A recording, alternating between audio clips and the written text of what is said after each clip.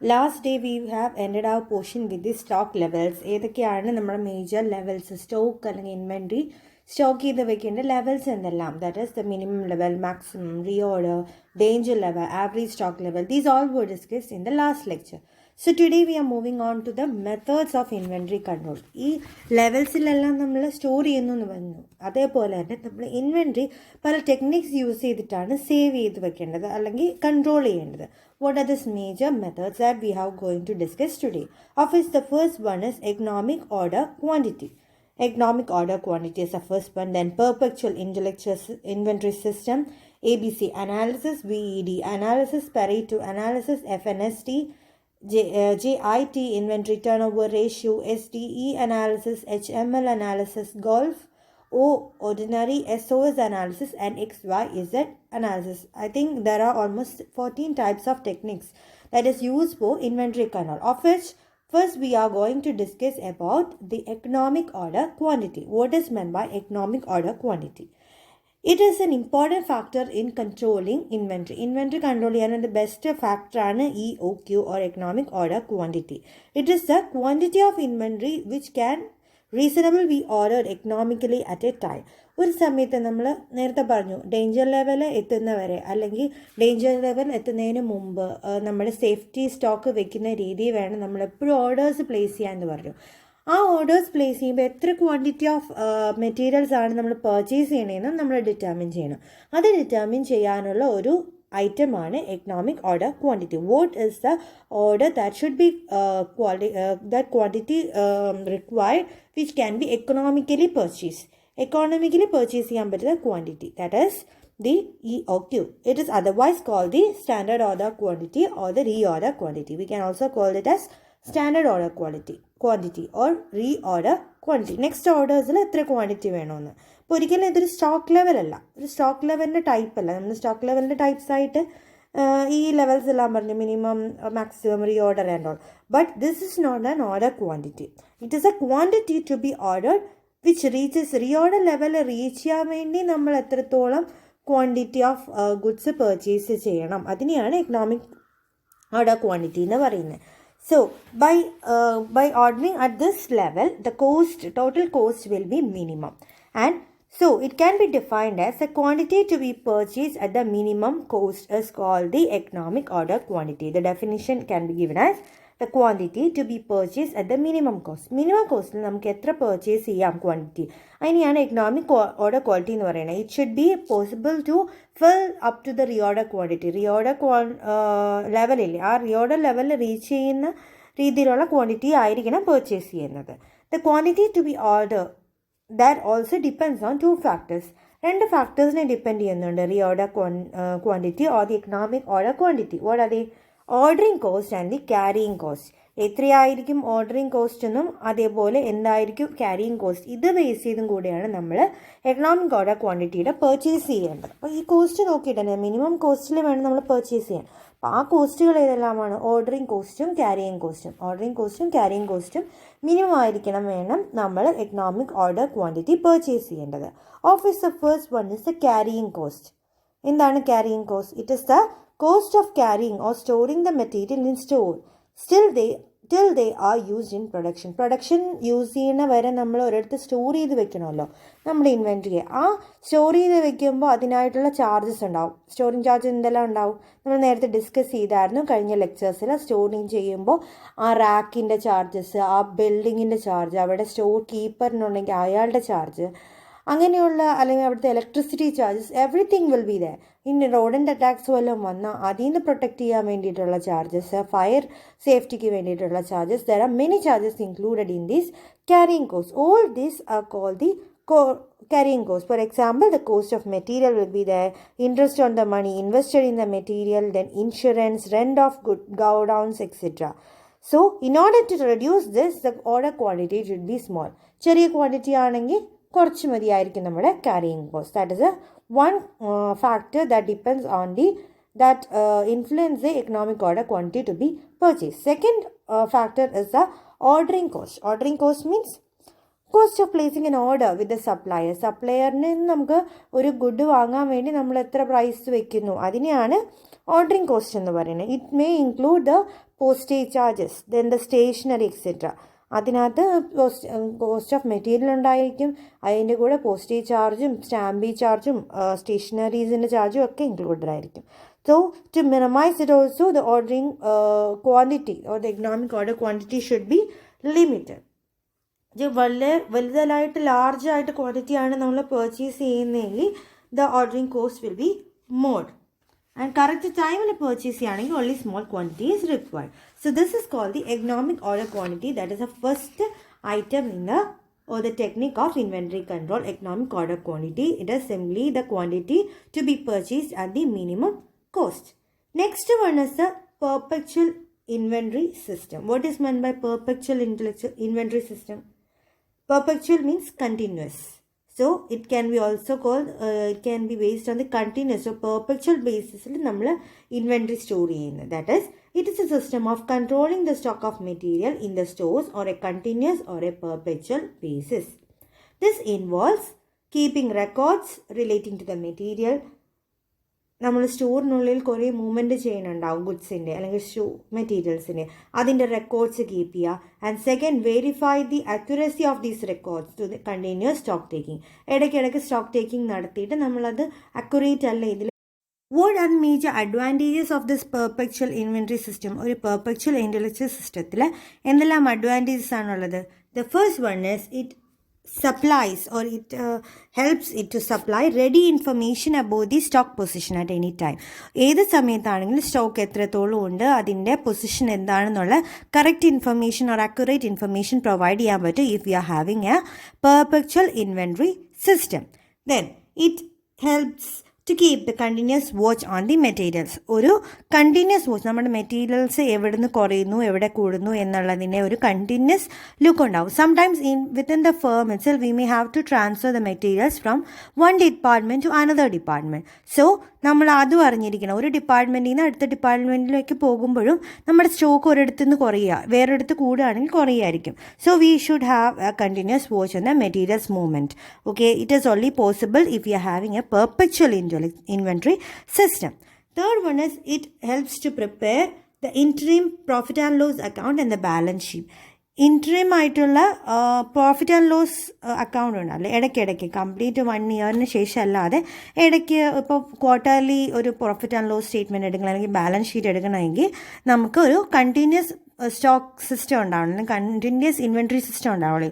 Only if we are having the proper record up to date we can make it a profit and loss accounting or a balance sheet can be prepare. Fourth one is it helps to buy the materials in time. Correct ടൈമിൽ നമുക്ക് purchase ചെയ്യാൻ അത് possible ആക്കുന്നതും perpetual inventory സിസ്റ്റമാണ്. That in fact all benefits of fixation of stock levels are available only if perpetual inventory system exists. അതേപോലെ ഇപ്പം ഇടയ്ക്ക് എന്തെങ്കിലും ഒരു ചെക്കിംഗ് വരും, that is perpetual checking by surprise. ഇടയ്ക്കിടയ്ക്ക് നമുക്കൊന്ന് പെർപെക്ച്വലായി കണ്ടിന്യൂസ് ആയിട്ട് ചെക്ക് ചെയ്ത ഒരു ഹയർ ഒഫീഷ്യൽ വന്ന് നമ്മുടെ സ്റ്റോർ മാനേജറിൻ്റെ വർക്ക് എക്സ്പെക്റ്റ് ചെയ്താലേ അല്ലെങ്കിൽ എക്സാമിൻ ചെയ്താൽ മാത്രമേ അയാൾ എന്തെങ്കിലും തെറ്റ് ചെയ്യുന്നുണ്ടോ, if he is doing any theft or any kind of mischievous activities inside the store, അതിനെപ്പറ്റി ഒരു ഐഡിയ കിട്ടുള്ളൂ. കണ്ടിന്യൂസ് അല്ല, വർഷത്തിലാണെങ്കിൽ അയാൾ ചിലപ്പോൾ ഇത് മറിച്ച് വിൽക്കാനുള്ള ചാൻസ് ഉണ്ട്. നമ്മുടെ സ്റ്റോക്ക് വേറെ ആർക്കെങ്കിലും മറിച്ച് വിറ്റിട്ട് ആ ഫൈനൽ സമയത്തേക്ക് എടുത്തു വയ്പ്പിക്കാം. പക്ഷേ നമുക്കിപ്പോൾ ഒരു കണ്ടിന്യൂസ് ആയിട്ടുള്ളൊരു സിസ്റ്റം ഉണ്ട്, ഇൻവെൻട്രി സിസ്റ്റം ഉണ്ടെങ്കിൽ he will be always afraid if any sudden surprise visit will be made by the higher officials. So this also helps in reducing the fraudulent activities and the mischievous activities done by the storekeepers. Okay, so in total we can say it is a continuous system.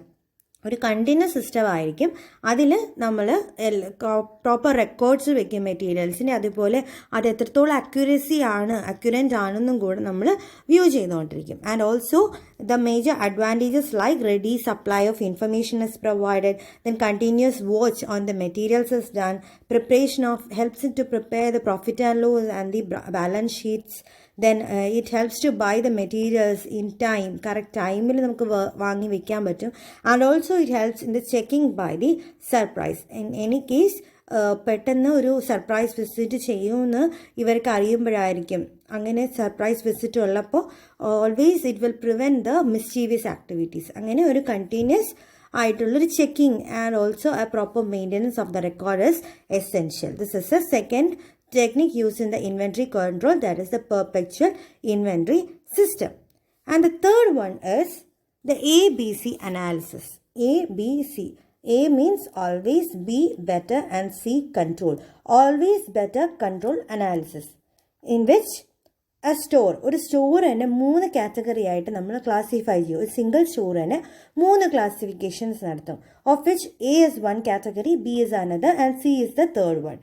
എയിൽ നമ്മൾ വെക്കുന്നതെന്ന് വെച്ചാൽ small പെർസെൻറ്റേജിൽ heavy investment ഉള്ള materials ആയിരിക്കും. വെച്ചാൽ നല്ല വിലയുള്ള materials ഉണ്ടാവില്ലേ, അതിനെ നമ്മൾ എ കാറ്റഗറിയിൽ വെക്കും. അത് പക്ഷേ സ്മോളർ ക്വാണ്ടിറ്റീസ്, നല്ല വിലയുള്ള മെറ്റീരിയൽസ് നമുക്ക് കുറച്ചേ ആവശ്യം വരുള്ളൂ, പക്ഷേ അവരുടെ ഇൻവെസ്റ്റ്മെൻറ്റ് വളരെയധികമായിരിക്കും. അത് എ കാറ്റഗറിയിൽ നിന്ന് വെക്കും. ദെൻ ബി കാറ്റഗറിയിൽ നമ്മൾ വെക്കുന്നത് കുറച്ചും കൂടെ കൂടുതലുണ്ടാകുന്ന മെറ്റീരിയൽസ് ആയിരിക്കും, പക്ഷേ അതിൻ്റെ ഇൻവെസ്റ്റ്മെൻറ്റ് ഇൻ ബിറ്റ്വീൻ ആയിരിക്കും. കൂടുതൽ അല്ല കുറവുമല്ല എന്ന രീതിയിൽ ഇൻ ബിറ്റ്വീൻ വരുന്ന മെറ്റീരിയൽസിനെയാണ് നമ്മൾ ബി കാറ്റഗറിയിൽ വന്ന് വെച്ചാൽ റുട്ടീൻ കൺട്രോൾ വേണ്ട മെറ്റീരിയൽസ് ആയിരിക്കും ബി കാറ്റഗറിയിൽ വരുന്നത്. ആൻഡ് സി കാറ്റഗറിയിൽ വരുന്ന 70% ഓഫ് ദി ടോട്ടൽ ഐറ്റംസ്. എല്ലാ ഐറ്റംസിന് മാക്സിമം സാധനം വെച്ചാൽ അത്ര വിലയില്ലാത്ത എന്നാൽ കുറേ ആവശ്യമുള്ളതായിരിക്കും ഒരു പ്രൊഡക്ഷന്. അങ്ങനെയുള്ള മെറ്റീരിയൽസ് ആയിരിക്കും C category. 70% of the total materials of which we required only less investment. അവരെ നമുക്ക് വാങ്ങാൻ വേണ്ടിയിട്ടും സ്റ്റോർ ചെയ്യാൻ വേണ്ടി smaller investment is also only required. And they will be least കൺട്രോളിലായിരിക്കും. അവരായിരിക്കും ലീസ്റ്റ് കൺട്രോൾ ആയിട്ട് കിടക്കുന്ന materials. So these are the 3 categories or the stores of inventory, that is A category, B category and the C category. A category means small quantity ആയിരിക്കും, small percentage മാത്രമായിരിക്കും, പക്ഷേ heavy investment ആയിരിക്കും അവർക്കുള്ളത്. That is excess control ആയിരിക്കും അവരുടെ മേലെ നമ്മൾ exercise ചെയ്യുക. Second category is A B1 which will be having the lesser percentage, in between ആയിരിക്കും. കുറച്ച് ക്വാണ്ടിറ്റി അതേപോലെ കുറച്ച് കൂടുതൽ വിലയുള്ള പ്രൊഡക്ട്സ് ആയിരിക്കും.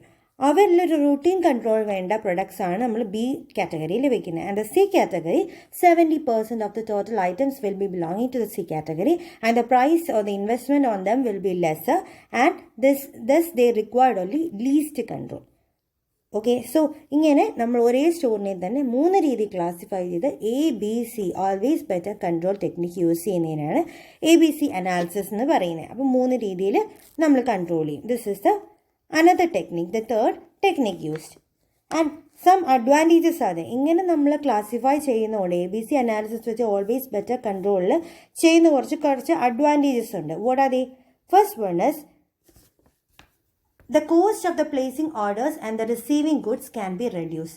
നമുക്ക് ഗുഡ്സ് പ്ലേസ് ചെയ്യാനുള്ള ഓർഡേഴ്സും അതേപോലെ ഗുഡ്സ് റിസീവ് ചെയ്യാനുള്ള ഓർഡേഴ്സും എല്ലാം കുറവായിരിക്കും, അല്ലെങ്കിൽ അതിനുള്ള പ്രൈസ് കുറവായിരിക്കും. ഫോർ എക്സാമ്പിൾ, ഇപ്പം നമ്മൾ ഹെവി ഇൻവെസ്റ്റ്മെൻറ്റ് ചെയ്യുന്നത് നല്ല രീതിയിൽ നമ്മൾ കൺട്രോൾഡ് ആയിട്ടാണ് യൂസ് ചെയ്യുന്നത്. അപ്പോൾ അവരുടെ ഓർഡേഴ്സ് പ്ലേസ് ചെയ്യുന്നത് കുറവായിരിക്കും, അങ്ങനെ കോസ്റ്റ് കുറയ്ക്കാം. അതേപോലെ സിയിലാണെങ്കിൽ നമ്മൾ സ്റ്റോർ ചെയ്ത സി കാറ്റഗറി എന്ന് വെച്ചാൽ കുറേ മെറ്റീരിയൽസ് ഉണ്ടാകും, പക്ഷേ ലീസ്റ്റ് കൺട്രോളായിരിക്കും. അപ്പോൾ അവരിൽ കൂടുതൽ പർച്ചേസ് ചെയ്താലും നമുക്ക് അത്ര കോസ്റ്റിൽ വ്യത്യാസം വരുന്നില്ല. That is the first advantage, that the cost of placing orders, receiving goods etcetera can be minimised. Next one is it helps to save the time and cost. സമയവും കോസ്റ്റും ലാഭിക്കാൻ നമുക്ക് പറ്റും. പക്ഷേ 3 കാറ്റഗറിയിലേക്ക് ഇടുമ്പോൾ ഏത് കാറ്റഗറി ആയിരിക്കും ഏറ്റവും കൂടുതൽ വേണ്ടി വരിക? സി കാറ്റഗറി ആയിരിക്കും. അപ്പോൾ അതിനെ മാത്രം കൺട്രോൾ ചെയ്താൽ മതി, അതിൻ്റെ യൂസ് വരുമ്പോൾ അത് മാത്രം നോക്കിയാൽ മതി, ബാക്കിയുള്ളതിൻ്റെ മാനേജ്മെൻറ്റ് നോക്കേണ്ടി വരത്തില്ല. So it saves the time and also the cost of ordering and also receiving or storing anything. Third one is much of the work connected with purchases can be systematized. നമുക്കൊരു systematic ആയിരിക്കും. 3 category ആയിട്ട് ABC എന്ന രീതിയിൽ നമ്മൾ classify ചെയ്യുന്നതുകൊണ്ട് always it will B systematic processing. Systematic ആയിട്ടായിരിക്കും നമ്മൾ അതിൻ്റെ ഇൻവെൻട്രി കൺട്രോൾ ചെയ്യുന്നത്. That is A third one. അപ്പോൾ കൂടുതൽ വർക്ക്സ് ഒന്നും വേണ്ടി വരില്ല പർച്ചേസിങ്ങിനൊക്കെ. ഇപ്പം സി പർച്ചേസ് ചെയ്യുകയാണെങ്കിൽ സി കാറ്റഗറീനെ മാത്രം നോക്കിയാൽ മതി. ബി കാറ്റഗറി ഗുഡ്സ് ആയിരുന്നെങ്കിൽ ആ കാറ്റഗറി മാത്രം കൺസിഡർ ചെയ്താൽ മതി. That is the another advantage. Next one is It helps to have a strict control on costly materials. Costly materials a category പെടുന്നു. അപ്പോൾ അതിനെ സ്ട്രിക്ട്ലി കൺട്രോൾ ചെയ്യാനൊരു മെത്തേഡ് പ്രൊവൈഡ് ചെയ്യാണ് ABC, because only A category consist of the strict control or the excess control വേണ്ട category ഉള്ളൂ, highly investment required ആയിട്ടുള്ളത്. So it can be done very effectively. And last, savings in the working capital. നമുക്ക് working capital വളരെ കുറച്ച് ഉപയോഗിക്കാനുള്ള ഒരു ഫെസിലിറ്റിയും this ABC analysis provides. So these are the major advantages. That is, we can reduce the cost of ordering, cost of storing, and also receiving, purchasing, everything. And also time we can save. Similarly, we will have a systematic approach to control the three categories. ഏതെങ്കിലും ഒരു category കുറഞ്ഞാലും we may not have to disturb the other ones. And we can have a better control over a category, that is the costly materials. And also we can save the working capital. So these are the major advantages of ABC analysis. Next one is the VED analysis. What is VED? It is the three word V, E and D. V means vital, E means essential, and D means desirable. മൂന്ന് category ആയിട്ട്. V എന്ന് വെച്ചാൽ vital or the important elements ആയിരിക്കും. മൂന്ന് രീതി നമ്മൾ സ്റ്റോറിനെ ABC പോലെ തന്നെ സ്റ്റോറിനെ മൂന്ന് രീതി ക്ലാസിഫൈ ചെയ്യുന്നു. That is the first one is the vital, second one is the essential, and third one is the desirable. അപ്പോൾ ഫസ്റ്റ് വൈറ്റൽ എന്ന് വെച്ചാൽ ഇമ്പോർട്ടൻ്റ് എലമെൻറ്റ്സ് ആയിരിക്കും അതിനകത്ത് വരുന്നത്. എസെൻഷ്യൽ എന്ന് പറഞ്ഞാൽ അവരുടെ ആബ്സെൻസ് നമ്മുടെ കോസ്റ്റ് ഓഫ് പ്രൊഡക്ഷൻ കൂട്ടും. ഫോർ എക്സാമ്പിൾ, വി എലമെൻറ്റ്സ് ഇല്ലെങ്കിൽ നമ്മുടെ പ്രൊഡക്ഷൻ നടക്കുകയില്ല, പ്രൊഡക്ഷൻ നിന്നുപോകും. പക്ഷേ ഈ എലമെൻറ്റ്സ് ആയിട്ടുള്ളത് ഇല്ലെങ്കിൽ നമ്മുടെ കോസ്റ്റ് ഓഫ് പ്രൊഡക്ഷൻ കൂടുകയുള്ളൂ. ഡി മീൻസ് ഡിസൈറബിൾ എലമെൻറ്റ്സ്, അവരുടെ ആബ്സെൻസ് പ്രൊഡക്ഷനെ വലിയ രീതിയിൽ എഫക്റ്റ് ചെയ്യില്ല. ഫോർ എക്സാമ്പിൾ, ഇപ്പോൾ നമുക്കൊരു പ്രൊഡക്ഷൻ കമ്പനിയാണ്, സോപ്പാണ് മാനുഫാക്ചർ ചെയ്യേണ്ടത്. അപ്പോൾ സോപ്പിന് വേണ്ടിയിട്ടുള്ള ബേസിക് ഇൻഗ്രീഡിയൻസ് ഉണ്ടാവുമല്ലോ. ബേസിക് ഇൻഗ്രീഡിയൻസ് ആയിട്ടുള്ള എലമെൻറ്റ്സ്, ഫാറ്റി ആസിഡ്സിനൊക്കെയാണ് സോപ്പ് ഉണ്ടാക്കുന്നത്. അപ്പോൾ അതില്ലെങ്കിൽ അത് വൈറ്റൽ എലമെൻറ്റ്സാണ്, അതില്ലാതെ ഒരിക്കലും പ്രൊഡക്ഷൻ നടക്കത്തില്ല. പക്ഷേ അതിനുള്ള മോൾഡ് അത് എസെൻഷ്യൽ എലമെൻറ്റ്സ് ആണ്. പക്ഷേ നമുക്ക് മോൾഡ് ഇപ്പോൾ ഇല്ലെങ്കിലും നമ്മൾ എന്ത് ചെയ്യും, വേറൊരു പുറത്തുനിന്ന് ഒരു ഹയറിൽ എടുത്തിട്ട് നമ്മൾ മോൾഡിലാക്കി സോപ്പ് ഉണ്ടാക്കാം. So that is belonging to the essential. And the desirable, അവരുടെ ആബ്സെൻസ് ഒരിക്കലും പ്രൊഡക്ഷനെ എഫക്റ്റ് ചെയ്യുന്നില്ല, ബിക്കോസ് കവറിങ് ആയിരിക്കാം. ഒരു സോപ്പ് കവർ ചെയ്ത് പാക്കിംഗ് ആയിരിക്കും. പാക്കിംഗ് ഇപ്പോൾ ഇല്ലെങ്കിലോ അവസാനം പാക്ക് ചെയ്താലും പ്രൊഡക്ഷൻ നിൽക്കണമെന്നില്ല, പ്രൊഡ്യൂസ് ചെയ്ത് നമുക്ക് വെക്കാൻ പറ്റും. So in this way we are classifying the stock or the store. V, E and D. Vital, essential and desirable. Vital means the very important elements. Essential means whose absence will increase the cost of production. And D, desirable means whose absence will not stop the production at all. So this is used primarily for control of spare parts. Spare partsന്റെ കൺട്രോളിന് വേണ്ടിയിട്ടാണ് കൂടുതലും നമ്മൾ VED method അല്ലെങ്കിൽ analysis use ചെയ്യുന്നത്. In which the division will be based on the criticality of the production. Production എന്തൊക്കെ വേണം അതിനെ base ചെയ്തിട്ട് നമ്മൾ ക്ലാസിഫൈ ചെയ്യുന്നതുകൊണ്ടാണ് നമ്മൾ സ്പെയർ പാർട്സ് എന്ന് പറഞ്ഞാൽ. സ്പെയർ പാർട്സ്, ചില സ്പെയർ പാർട്സ് ഇല്ലാതെ ഒരിക്കലും വർക്ക് ചെയ്യില്ല, അത് വൈറ്റലായിരിക്കും. ചില സ്പെയർ പാർട്സ് നമ്മൾ ഹയറിലെടുക്കാം, അങ്ങനെയുള്ളത് എസെൻഷ്യൽ വരും. അത് which is not so important will belong to the desirable classification. Okay, that is, essential parts are those whose absence will lead to the increased cost of production. The spares whose absence will not affect the production is called the desirable. And those parts whose absence even for a short time will stop the production anengil adu V or the vital element. So this is the fourth technique of inventory control, that is VED analysis. Next method is the PARETO analysis. PARETO analysis എന്ന് പറഞ്ഞാൽ അതൊരു selective inventory control techniques ആണ്. ഒരു special it set to be the technique of a selective inventory control. അതിൽ 80-20 rule എന്ന് നമുക്ക് പറയാം. PARETO അനാലിസിസിനെ we can also call it as 80:20 rule, because the PARETO rule stipulates that 20% of the stock must be strictly controlled by adopting measures. 20% ഭയങ്കര strict ആയിട്ട് control ചെയ്യേണ്ട by suitable policies, procedures and devices വെച്ച് നമ്മൾ properly control ചെയ്യേണ്ടതാണ് 20%. And remaining or the balance 80% of the stock will have to be analyse in establish norms and procedures. ബാക്കി 80% നമ്മൾ establish norms and procedure അനുസരിച്ചായിരിക്കണം manage ചെയ്യേണ്ടത്. So these are the PARETO analysis method. PARETO analysis എന്ന് പറഞ്ഞാൽ 80-20 rule ആണ്, of which 20% are to be strictly controlled by adopting suitable policies, procedures and devices, while the 80% had to be analyzed in the established norms and procedures. So these are the types അല്ലെങ്കിൽ methods. 80-20 റൂളാണ്. ഇതൊരു selective inventory control ടെക്നിക്കാണ്. Next one is the FNSD analysis. This is another type of analysis, that is FNSD എന്നാണ് നമ്മൾ ഈ അനാലിസിസിനെ പറയുന്നത്. What is that? It is based on the speed of movement of materials. ഒരു സ്റ്റോക്കിൽ എത്രത്തോളം movement ഒരു മെറ്റീരിയലിന് വരുന്നു എന്ന് ബേസ് ചെയ്ത് നമ്മൾ ഇൻവെൻട്രിയെ ക്ലാസിഫൈ ചെയ്യുന്നതാണ് FNSD അനാലിസിസ് വെച്ച്. FNSD means each word has different meaning. F means fast moving, N normal moving, S slow moving and D dormant stock. 4 രീതിയിൽ നമ്മൾ ഇൻവെൻട്രീനെ ക്ലാസിഫൈ ചെയ്യാണ്. Fast moving, normal moving, slow moving and also dormant stock. ഇങ്ങനെ നമ്മൾ classify ചെയ്യുന്നു. അതിൽ frequently used മെറ്റീരിയൽസിനെയാണ് fast moving. From the word itself നമുക്കറിയാം, പെട്ടെന്ന് മൂവ് ചെയ്യുന്ന, സ്റ്റോക്ക് ചെയ്യുന്ന, പ്രൊഡക്ഷൻ യൂണിറ്റിലേക്ക് മൂവ് ചെയ്യുന്ന, ദാറ്റ് ഇസ് കണ്ടിന്യൂസ് യൂസ് അല്ലെങ്കിൽ frequently used materials will be belonging to this fast moving material. And its inventory turn over ratio will be very high. അവരപ്പോൾ നമ്മൾ ഇടയ്ക്കിടയ്ക്ക് ഇൻവെൻട്രി പർച്ചേസ് ചെയ്യേണ്ടി വരുന്ന മെറ്റീരിയൽസ് ആയിരിക്കും ഫാസ്റ്റ് മൂവിങ്ങിൽ വരുന്നത്. That is it's inventory turn over ratio will be very high. Next type is the N or the normal moving. Normal moving എന്ന് വെച്ചാൽ within a year പതുക്കെ കൺസ്യൂംഡ് ആവുന്ന, നോർമൽ ഒരു production സർക്കിളിന് യൂസ് ചെയ്യുന്ന രീതിയിലുള്ള മെറ്റീരിയൽസ് ആയിരിക്കും normal moving materials, that is consume within a year. അതുകൊണ്ട് അതിൻ്റെ ടേൺ ഓവർ റേഷ്യോ അത്ര ഫാസ്റ്റ് ആയിരിക്കില്ല, but it will be in A moderate level അല്ലെങ്കിൽ നോർമൽ ലെവലിൽ തന്നെയായിരിക്കും അവരുടെ inventory turn over ratio. Next method is the slow moving means which are not frequently use, ഇടയ്ക്കിടയ്ക്ക് use ചെയ്യുന്നതല്ല slow moving. And their inventory turn over will be low. അവരുടെ inventory turn over വളരെ slow ആയിരിക്കും. Slow inventory turn over will be there. And the next one is the dormant means that rarely use, വളരെ കുറച്ച് use ചെയ്യുന്ന materials ആയിരിക്കും dormant stock. അവർക്ക് turn over ratios നില്ലായിരിക്കും. അങ്ങനെ പെട്ടെന്ന് വെച്ചാൽ ചിലപ്പോൾ വർഷങ്ങളിലോ കുറേ വർഷങ്ങൾക്ക് ശേഷം വല്ല അത് ടേൺ ഓവർ ചെയ്താൽ മതിയായിരിക്കും.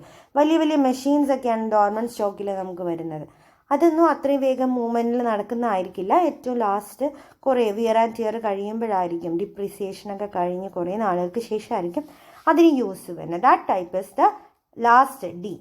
So, based on the movement of materials or the speed of movement of materials from a stock to the production unit, we can divide the inventories into 4 categories, that is F, N, S and D. F means fast moving, N normal moving, S slow moving and D dormant stock. Fast moving pettannu move cheyyunna materials which inventory turnover will be high. Normal moving means അത്രയും സ്പീഡിലല്ല, normal within a year move ചെയ്യുന്നതായിരിക്കും. And it will be moderate inventory turn over ratio. Then S means slow moving, of which the inventory turnover will be very low. And the D dormant stock, whose materials will not change at all, and such type is called which doesn't have an inventory turnover mainly. So these are the major classification of the stock. So today we have discussed some of the methods or the techniques of inventory control, like economic order quantity. We have given what are the 2 factors that influence the economic order quantity, the carrying cost and the ordering cost. Next we have discussed the perpetual inventory system, that is continuous basis like nammal inventory keep records and also check the accuracy of the calculations. Then ABC analysis, in which always better control method വെച്ച് നമ്മൾ classify ചെയ്ത് വൈറ്റലിനെ എത്രയും കൂടുതൽ അങ്ങനെ രീതി classify ചെയ്യുന്നു. Next category is the VED analysis. VED analysis എന്ന് പറഞ്ഞാൽ വൈറ്റൽ, എസെൻഷ്യൽ ആൻഡ് ഡിസൈറബിൾ എന്ന രീതി 3 രീതിയിൽ നമ്മൾ ക്ലാസിഫൈ ചെയ്യും. മെയിൻലി അത് സ്പെയർ പാർട്സിൻ്റെ കൺട്രോളിലാണ് ചെയ്യുന്നത്. Then PARETO analysis, 80-20 rule, 20% strictly controlled and 80% by the procedures. Then we have discussed the FNSD, that is 4 type നമ്മൾ ഇൻവെൻട്രീനെ ക്ലാസിഫൈ ചെയ്തിട്ട് on the basis of the movement, speed of movement of the materials from the stock, അതായിരിക്കും നമ്മൾ classify ചെയ്ത basis. So these were these five, I think 6 portions, 6 techniques were discussed. Remaining techniques will be discussed in the next lecture. Okay, so today you don't have any assignment for the day. Just go through this, and if you have any doubts regarding these techniques, just ask me. You can message me. Okay, we can meet in the next lecture. Thank you.